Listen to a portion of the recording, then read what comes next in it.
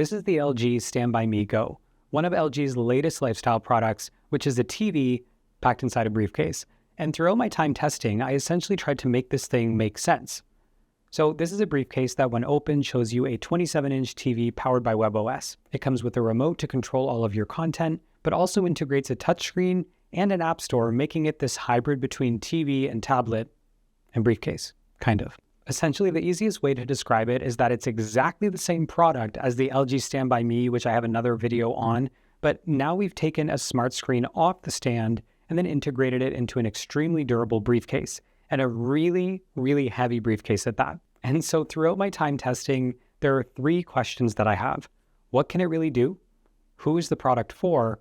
And where does it actually make sense to use a product like this? So when it comes to what the Go can actually do, what are the pros and cons? There are 3 things to talk about here: design, durability, and apps. So where the original StanbyMe had speakers on the back, the Go has them intelligently built into the top fold of the case. This means it actually gets a leg up in terms of speaker quality because, the speakers are facing you. The screen itself is adjustable, so you can start flat and use it like a record player if you want. That can be an accent in your home, or you can lift it and tilt it. But it never fully comes out of the briefcase. Instead, it just goes to the edge of the briefcase where there are volume and power controls along the edge. Also really cool, if you lift the display, there's a tray here where you can store the remote and maybe a phone if you're casting or doing a FaceTime call. And if you pull that tray out, there's also a spot for the cord, which is really nice. This whole thing is super convenient and portable until you realize just how big this thing is. More on that later. So when you turn this thing on, you get a familiar LG home screen that you can navigate with either your remote or your touchscreen. You have the LG dashboard with all your LG products and inputs. You've got pages for your apps. And by the way, it comes preloaded with entertainment apps like Netflix and Disney. And, everything that you're seeing here. It's got 4 really optimized games for this thing, including Card Match, which is a simple matching game, Animal Hit, which is a strategy game, Hidden Catch, which is a spot the difference game, and then Chess. All of which have single player, online multiplayer, and split screen options that are really convenient. It also has a decent web browser. You can watch media directly on it. You can AirPlay to it with your screen. You can hook up anything with an HDMI port, and then you can use it as a TV. And so it really is a multi-purpose lifestyle screen that you can take anywhere, whatever that means. But then you get to these third-party apps. The media apps all work as expected, but most don't support the touchscreen very well, if at all, by the way. If an app can't use the touchscreen, it'll pull open an on-screen remote instead of working as it intended. And I was surprised to see that some apps that come included can't even take advantage of that screen. But then you use the games that it comes built in with, and the touchscreen is responsive and great. And so it's more of an optimization thing than a hardware limitation.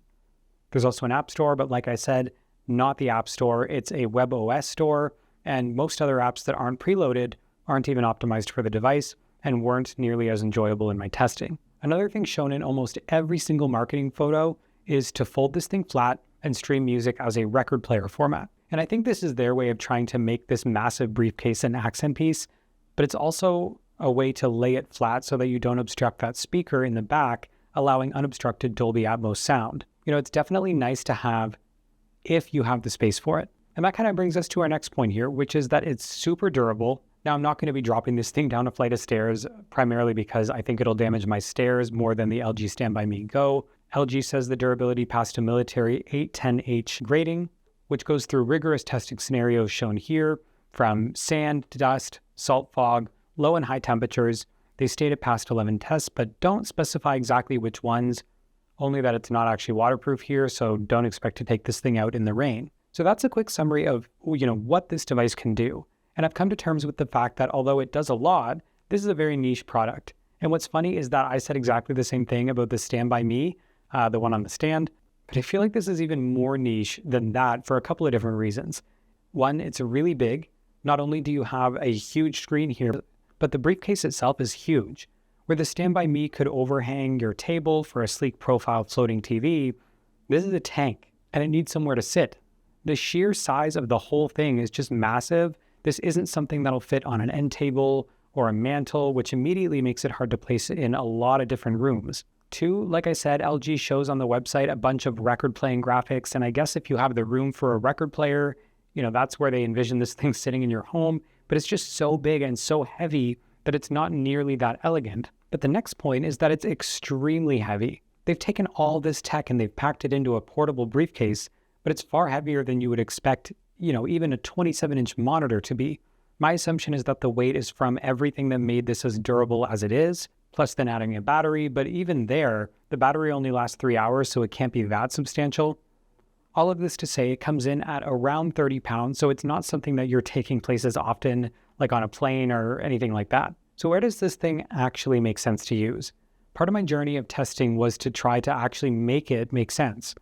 First, using it as an accent piece indoors. If you have the right space for it, it becomes a really fun music player that you can cast to as well. Second, using this thing outdoors, which is perfect. Pull it outside for a movie night in a quick all-in-one solution, and then have it double as a game night, running the easy 2-player games. Third, even Best Buy's description offers up a solution of using it at your next tailgating party. So their vision is to bring this thing places, use it while you're out, bring it to a picnic, anywhere the weather permits it being outside is ideal. Ultimately, I had the luxury of testing both the StanbyMe and StanbyMe GO for a couple of weeks, and I would say I spent 10 to 15% of my time using the GO, and then the majority using the StanbyMe, because it made a lot more sense indoors, and the weather was rainy enough that I didn't spend a lot of time bringing the GO outdoors. I still don't know where you would choose to use the GO practically instead of opting for a more portable option, but if you want a device that is an all-in-one movie night device, or you have a StanbyMe and you want the more portable sibling to that, the GO might be worth spending that extra $100 on over the StanbyMe.